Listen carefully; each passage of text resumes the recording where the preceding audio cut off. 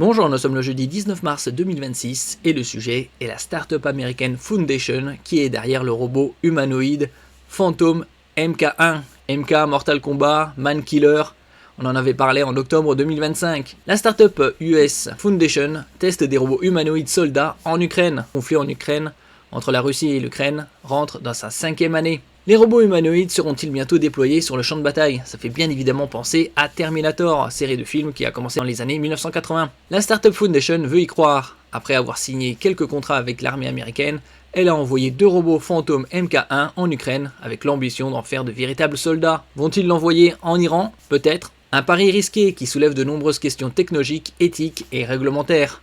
Des robots contre des humains, des robots contre des robots. N'oubliez pas de vous abonner pour plus de news sur le monde de la high-tech ainsi que les bons plans, également sur mon Twitter et en description sous toutes mes vidéos. Vous pouvez les retrouver dans mes playlists et voir mes articles sur mon blog, tous les liens seront en description. N'oubliez pas de mettre un j'aime, un commentaire, de partager et de cliquer sur les liens en dessous de mes vidéos pour soutenir la chaîne. Ici on va voir quelques specs concernant ce robot, Phantom MK1. Donc il mesure 1m80, pèse 80 kg, il peut supporter une charge égale à la moitié de son poids, c'est-à-dire 40 kg. Il se déplace à 1,7 m par seconde, c'est-à-dire environ 6 km/h. Degré de liberté 19 et offre une autonomie grâce à sa batterie d'environ 4 heures en usage intensif. Il prévoit également le Phantom MK2, nous verrons par la suite les specs. Un appareil capable de supporter jusqu'à 40 kg, mais relativement lent, comme on l'avait vu précédemment, 1,7 m par seconde. C'est ici 6 km/h environ, donc c'est de la marche. L'appareil dont Foundation assure qu'il s'agit du premier robot humanoïde au monde spécifiquement développé pour des applications militaires, mesure 1,80 m de haut pour 80 kg, c'est-à-dire à peu près les dimensions d'un être humain classique, doté des 19 degrés de liberté ou mouvement indépendant. Il peut supporter des charges jusqu'à 40 kg.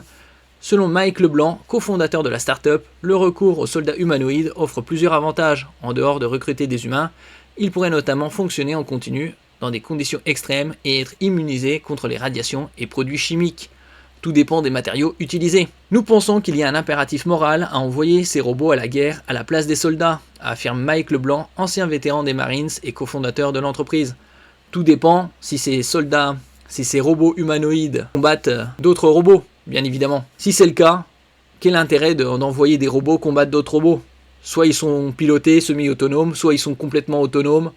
Autant éviter de gaspiller autant de ressources et choisir les meilleurs joueurs de jeux vidéo au monde et les laisser s'affronter. Ça coûtera beaucoup moins cher. C'est une petite pente glissante, l'attrait de l'automatisation et de la mise à l'écart des humains est extrêmement fort, prévient Jennifer Kavanagh, directrice de l'analyse militaire pour le groupe de réflexion Defense Priorities. C'est une question de dignité humaine. Ces machines ne sont pas des agents moraux ou légaux, et ils ne comprendront jamais les implications éthiques de leurs actes, tranche Peter Assaro, roboticien et philosophe. Après, tout dépend de la programmation. Et vous, qu'en pensez-vous? Y a-t-il un intérêt de créer ce genre de robots pour les envoyer au front? Soi-disant pour sauver des vies humaines. On sauve des vies humaines d'un côté. S'ils combattent de l'autre des humains, seront-ils pilotés, semi-autonomes? Est-ce que les robots refuseront le combat? Peu de barrières réglementaires. Les modèles d'intelligence artificielle qui équipent ces robots peuvent en outre intégrer des biais algorithmiques et ne sont pas hermétiques aux hallucinations. Le déploiement de ces systèmes crée aussi des problèmes éthiques. Certains experts craignent une multiplication du recours aux armes autonomes à partir du moment où les États n'auront plus à s'expliquer de coûts et de pertes humaines pour s'engager dans tel ou tel conflit. Bon, bien évidemment, s'ils envoient des robots, Foundation va mener des tests avec les Marines sur la pose d'explosifs. Foundation, de son côté, a conclu des contrats de recherche d'une valeur de 24 millions de dollars, 20,8 millions d'euros, avec la Navy, l'US Air Force et l'US Army. Ils ont oublié US Space Force. Donald Trump avait créé la Space Force il y a quelques années. L'entreprise doit bientôt débuter des tests avec les Marines sur l'entraînement de robots, le placement d'explosifs. Elle planche sur une nouvelle version de son robot humanoïde, le MK2, plus étanche, en mode homme grenouille, avec de meilleures batteries et capable de supporter jusqu'à 80 kg, soit son propre poids en plus. Puisque comme on peut le voir ici, il mesure 1m80, 80 kg et pour l'instant, la version MK1 supporte 40 kg, donc la version MK2 supporterait 80 kg. Pas plus de précision s'il se déplacera plus vite. Merci pour votre écoute et à la prochaine.